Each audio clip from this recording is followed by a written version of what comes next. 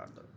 अस्सलाम वालेकुम या अली मदद कहिड़ा हाल आहिनि दोस्तो ख़ुशि आहियो ठीकु आहियो त बि ठीकु आहे मां आहियां तव्हांजो पंहिंजो तुफ़ैल ख़ान संजराणी। जीअं त हर दफ़े वांगुरु मुंहिंजी कोशिशि हूंदी आहे त का नई शइ दोस्तनि जे विच में ॾिजे, नओं को एल्बम ॾिजे, नई का ॻाल्हि कजे। ऐं हिन दफ़े असांजी तमामु बहितरीनु कोशिशि आहे, काविश आहे साक़िब प्रोडक्शन जे हिकिड़े ख़ूबसूरत प्लेटफॉर्म तां तव्हांखे हिकिड़ो ख़ूबसूरत हसीन एल्बम तव्हांजी नज़र कंदासीं, जंहिंमें तमामु सुठी शाइरी हूंदी, तमामु सुठियूं धुनियूं हूंदियूं जीअं तव्हां पसंदि कंदा आहियो।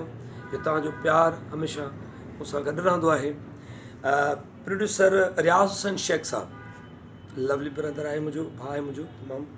ऐं चीफ सिलेक्शन घायल शबीर आचो साहब तमामु बहितरीनु राइटर आहे, तमामु बहितरीनु शाइर आहे।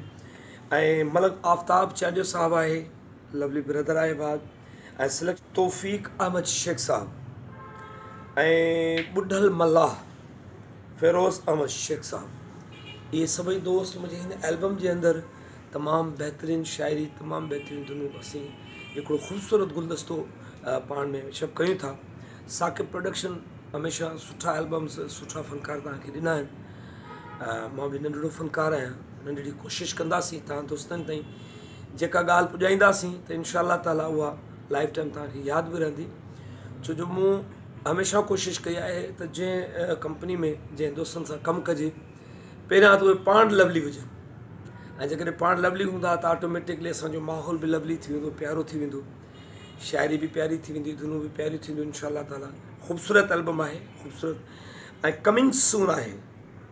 अनक़रीब अनक़रीब अनक़रीब तव्हांजे मोबाइलनि ते, रिंगटोन्स ते, यूट्यूब ते, फेसबुक ते साक़िब प्रोडक्शन में तव्हां मूं फ़क़ीर खे ॻाईंदे, नचंदे ऐं कुॾंदे ॿुधंदा।